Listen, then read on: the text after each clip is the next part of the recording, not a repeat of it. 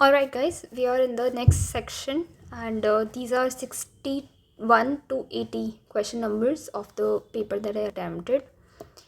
And for those who are watching for the first time, I'm Roshni Chaudhary. I secured AIR 26 in EPFO examination 2023. Let's start with question number 61 without wasting any more time. A. Okay, this was also, I mean, I just did some math. So like I agreed GP ratio is basically agreed gross profit ratio. तो जो भी आपका gross profit last financial year में है which is the turnover year, मतलब ये जो turnover है इसका 20% should be the profit. This is agreed. ठीक है, ग्रॉस प्रॉफिट इतना हुआ होगा. सो 88 का जितना 20% है वो I found out it was around 17 something. And then special circumstances clause provided for the increase of turnover by 10%. तो वो बोल रहा है कि टर्नओवर जो है वो अराउंड 10% से बड़ा होगा, तो आपका जीपी रेशियो भी अराउंड 10% से बड़ा होगा. तो ये 17 वाला नंबर, इसमें अगर उसका 10% और ऐड करेंगे तो अराउंड 1.7 और ऐड हो जाएगा. 1.7 इसमें आप ऐड कीजिए तो आपका 1.8. ठीक है, 1.8 प्लस थोड़ा सा एक्स्ट्रा. तो this number is coming very close to this 19 वाला number. That's why I went ahead and marked, and I did not mark it in first instance. First instance मैं बस question mark डाला था based on this calculation.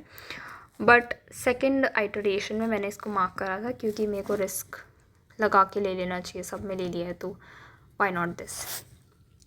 ठीक है, so this is how I did this question. I did not really know this question. Okay, question number 62. Income and expenditure account is a nominal account. Now this is something that I know from my economics knowledge,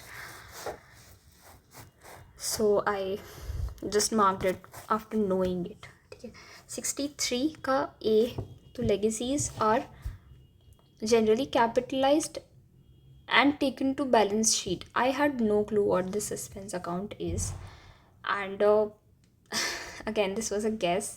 तो मुझे लगा ये कुछ होगा शायद legacies में, कुछ बहुत पुरानी होती है ना तो सस्पेंशन हो जाता होगा, something like that. I did not make any thoughtful guess I guess. तो ए, मतलब इस पूरी एक्सरसाइज को मैं सिर्फ इसलिए कर रही हूँ टू शो यू कि कोई सब्जेक्ट है जो आपको नहीं पता है. ठीक है, जैसे मुझे अकाउंट्स नहीं पता है, अगर मैं अकाउंट्स में गेस कर रही हूँ तो मेरे ज़्यादा गलत हो रहे हैं. और अगर मैं इकोनॉमिक्स से जो मैं जानती हूँ उसमें अगर मैं गेस कर रही हूँ तो उसमें मेरे थोड़े सही होने के चांसेस ज़्यादा हैं. ठीक है, तो this is what I am trying to show you कि अगर आपका कोई स्ट्रॉन्ग पोर्शन है तो उसमें गेस करना is better as compare to किसी ऐसे सब्जेक्ट में गेस करना जो आपका अच्छा नहीं है. और ईपीएफओ के पेपर में मतलब गेस वर्क कम करना चाहिए मेरे हिसाब से. मैंने इस पेपर में ज़्यादा गेस किया as compare to what I would actually recommend. इतना गेस नहीं करना है इस पेपर में. This is very different from UPSC क्योंकि यहाँ पे आपको एक एक मार्क काउंट होगा.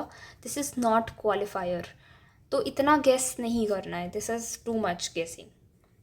Okay, and I did it because see मैं यहाँ पे मॉक लिख रही हूँ. मैं फाइनल एग्ज़ाम में ऐसा बिल्कुल भी नहीं करूँगी क्योंकि दिस इज़ वेरी कितना नेगेटिव मार्किंग हो रहा है, बहुत ज़्यादा हो रहा है. तो you should not guess this much. ठीक है, 64 का सी. So this is again correct, again a guess that I made. Abnormal losses on consignment is assigned to consignment account. guess किया मैंने. ठीक है, 65 B.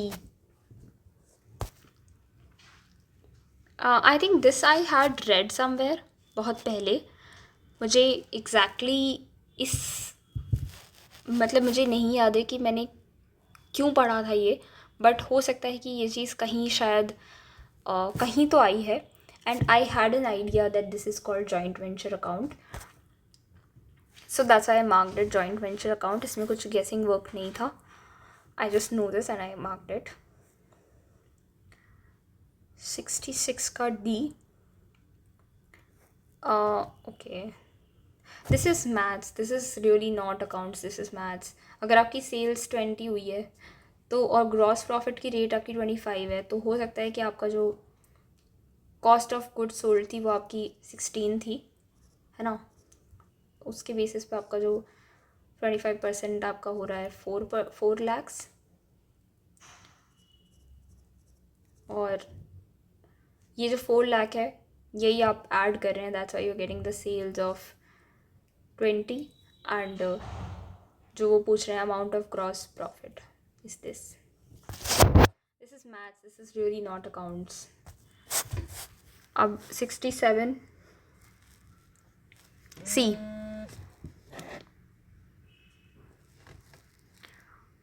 Alright, I have no idea how I guessed it. और यहाँ पे मतलब मैंने इसको सबसे पहले क्रॉस कर रखा है. I don't know why I crossed it. तो this is again something which is incorrect. Accounts, I think we need to study this. ठीक है. 68 का C. Okay, cost of electric. The cost of electric power should be apportioned over different departments according to. Alright, तो इसको भी this is again something that I guess this is accounts थोड़ा सा. तो मतलब सिर्फ मशीन आवर्स, सिर्फ horse power नहीं हो सकता है. इन दोनों का कोई कॉम्बिनेशन होगा. That would be most suitable. So that's why I chose horse power multiplied by machine hours. This is also something which is doable by maths. Okay, थोड़ी सी अगर आप मैथ्स अप्लाई करेंगे तो you will be able to do this. Okay, question number 69. Companies act. अभी यहाँ पे अगर कंपनीज़ एक्ट का मेंशन है तो आई वुड सजेस्ट कि आप इसको पढ़ लो. ओके, रीड अबाउट इट, क्योंकि अगर आया है तो this is relevant. Also this is like basic act, है ना, जो आपका EPFO वगैरह में यूज़फुल है. तो you should read this in depth कि हर स्केड्यूल में क्या क्या दे रखा है. इसका आंसर जो दे रखा है वो है C. ऐसा आप की में देख सकते हैं साइड में. Alright, let's move to the next set of questions. Are we? 70. So, in the absence of any provision in the partnership agreement, profits and losses are shared by the partners. Okay, इसका answer दे रखा है B. So this is equally. Rather I feel कि मुझे ऐसा लगा कि शायद capital जिस रेशियो में है उसी शेयर में प्रॉफिट्स डिवाइड होते होंगे, उसी शेयर में प्रॉफिट लॉसेस डिसाइड होते होंगे. Alright, so the answer for this is equally. This is something again accounts and this has to be learned.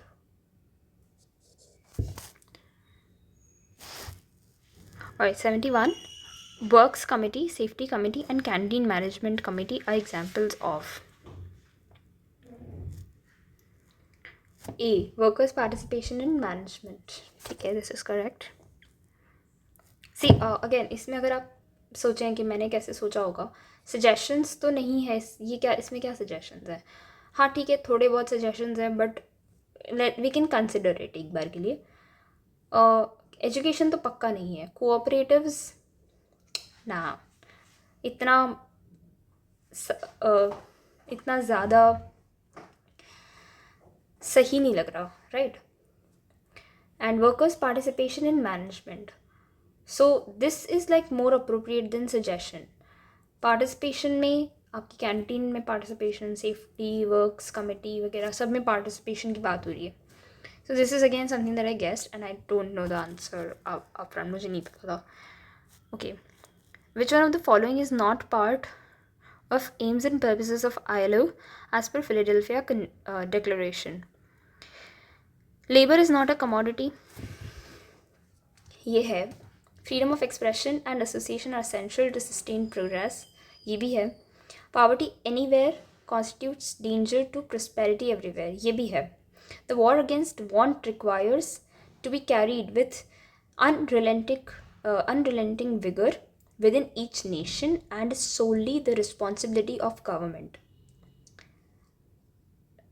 ये थोड़ा बहुत स्ट्रॉन्ग है ना. Solely the responsibility of government. तो फिर आप वर्कर्स को क्यों पार्टिसिपेट करवाने की कोशिश कर रहे हो? वी नो ना, द आइडिया हैज़ बिन कि workers should be participant, they should be the trusteeship model. तो ये तो बिल्कुल ऑपोजिट हो गया. अगर गवर्नमेंट को ही सब करना है तो there is no need of trusteeship model. So that's why इसका आंसर डी है, which I marked. 73 D. Okay, so पढ़ना पड़ेगा. ये बहुत कोर अकाउंट्स है, core accounts.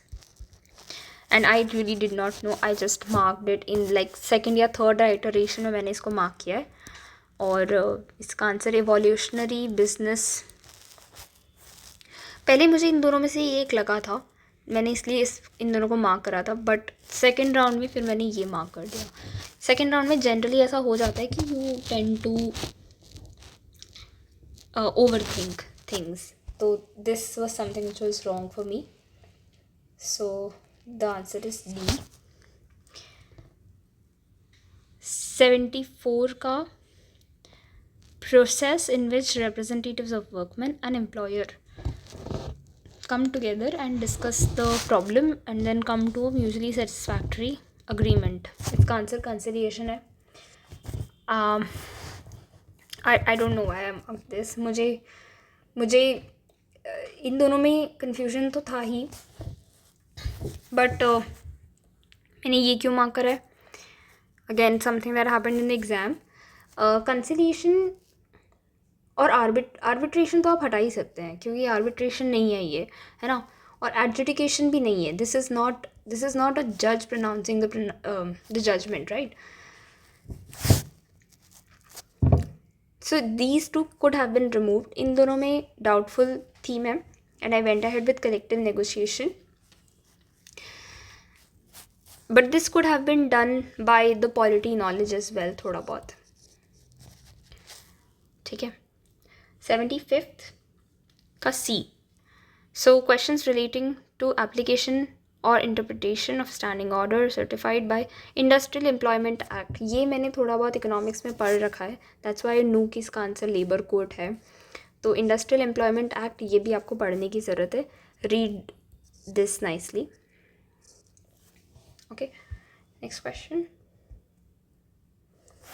A union whose membership may cover workers employed in many industries, employment and crafts is known as B. General union. C industrial union तो नहीं हो सकता है ना, क्योंकि एम्प्लॉयमेंट क्राफ्ट्स अलग अलग बहुत सारा हो गया है. तो क्राफ्ट यूनियन तो बहुत स्पेसिफिक है, तो ये दोनों आप रिमूव कर सकते हैं. रीजन कम इंडस्ट्री लेवल यूनियन हो सकता था. तो इन दोनों में आपको डाउट अगर था तो you going in the right path. But general union makes more sense. So this is the correct answer. 77 का A. Assumption that both the parties strive to exercise economic as well as political power. मुझे नहीं idea था, I just marked it ऐसे ही. तो see why I marked radical was because मुझे लगा कि कुछ बहुत ही extraordinary होगा शायद, इसीलिए they are asking both parties strive to exercise economic as well as political power. और ये अगर बहुत ही extraordinary कुछ power है तो शायद radical perspective होगा. Guess work, it was not correct. ठीक है. 78 B. सी इसको मैंने मार्क इसलिए करा है क्योंकि ये बहुत स्ट्रेट फॉरवर्ड क्वेश्चन है. ठीक है. अगर आपका ये क्वेश्चन भी सही नहीं हो रहा है तो आपको बहुत ज़्यादा रिविजन की ज़रूरत है. ठीक है. This is the basic of workers participation and DPSP. बहुत बेसिक है. This is one of the easiest question of this paper and that's why I marked it star. This is the benchmark question. तो अगर आपको ये नहीं clear हो रहा है तो रिवाइज अच्छे से कीजिए. ठीक है. ये हो जाना चाहिए आपका. ये section is very important. Okay. मतलब जो बेसिक है, जो सबका सही हो रहा होगा वो आपका भी सही होना चाहिए, ठीक है। 79th, this was guess work. Trade union security measure, open shop. See I thought agency और यूनियन तो सिक्योरिटी प्रोवाइड कर रहे हैं, है ना, बट क्लोज शॉप और ओपन शॉप में शायद कोई आंसर होगा। Close shop is still a secure measure of doing trade. अगर कोई ओपन शॉप है तो उसमें ट्रेड सीक्रेट्स का लीक होने का सबसे ज़्यादा चांस है, तो ट्रेड यूनियन सिक्योरिटी मेजर में एक ओपन शॉप तो शायद नहीं हो सकती है। That's why I marked open shop system. Which one of the following is statutory mechanism functioning at the central level? The answer is D. This is something that you should have read. ये ESIC and EPFO, both of them are important social security organization of government of India. आप जिस exam की preparation कर रहे हैं उसके बारे में आपको पता होना चाहिए और उससे रिलेटेड बॉडीज़ के बारे में भी आपको पता होना चाहिए. सो this is straight forward question और ये आपको इसके बारे में यू शुड रीड. ESIC और EPFO, both of them are important. ठीक है. Now on these 20 questions, very important thing is the my take on this. ठीक है. ये सारे थे आपके अकाउंट्स के क्वेश्चंस और मतलब बहुत सारा अकाउंट्स पूछा है, लेबर लॉज वगैरह थोड़ा सा. बट मैंने जैसे अकाउंट्स नहीं करा था, बट अगर आप अभी एग्ज़ाम दे रहे हैं और आपके पास टाइम है तो एक बार अकाउंट्स की NCERT आप पढ़ लीजिए. ठीक है. कोई और बुक किसी और के पास अच्छा सजेशन होगा तो I am inviting suggestions on Telegram channel, या फिर आप कमेंट भी कर सकते हैं. Help everyone as much as you can, that's the best way of you learning as well. तो अगर कोई और बुक है तो पढ़ लीजिए अकाउंट्स, टाइम है अभी. ठीक है. सोशल सिक्योरिटी लेबर लॉज के लिए भी you can refer to a book. अगर मुझे कोई बेटर सोर्स मिलता है तो I will come back and I let you know. Social security के कोड्स हैं, लेबर कोड्स हैं, वो मेरे हिसाब से बहुत अच्छे हैं अगर आप उनको स्किम थ्रू कर सकते हैं तो. बट दे आर बल्कि, दे आर थोड़ा बड़ा, तो you will have to skim through very smartly if you are doing that. If not, अगर कोई किसी और के पास कोई अच्छे नोट्स हैं तो let me know. I'll share it with everyone on the channel itself. But right now I really don't know any such notes. ठीक है. और ये सारे क्वेश्चंस के बेसिस पे one more thing that I want to say, अगर कोई चीज़ आपको नहीं आती है तो उसमें गेस वर्क कम करना. ये मैंने बहुत ज़्यादा गेस वर्क किया है, इतना नहीं करना होता एग्ज़ाम में. मैंने इसलिए करा क्योंकि मैं यहाँ पे अपने घर पे बैठ के सिर्फ मतलब for educational purposes I was doing solving this paper. तो that's why I did guess work और मैं थोड़ा फ्लो में करती चली गई, which should not be done in the real exam, क्योंकि real exam is deciding your future. तो बी थोड़ा सा ज़्यादा careful regarding what you are marking in the examination and what you are not marking. यहाँ पे I am again emphasizing every mark is counted. ठीक है. हर एक मार्क इम्पॉर्टेंट है, तो please focus on gaining every mark. अगर ज़्यादा guess work है, एकदम ज़ीरो से आप गेस वर्क कर रहे हैं तो बहुत हाई चांसेस है कि वो गलत होगा, तो ऐसा नहीं करना है. Okay. So this is it. Next video 80 to 100. See you. All the best. Thank you so much.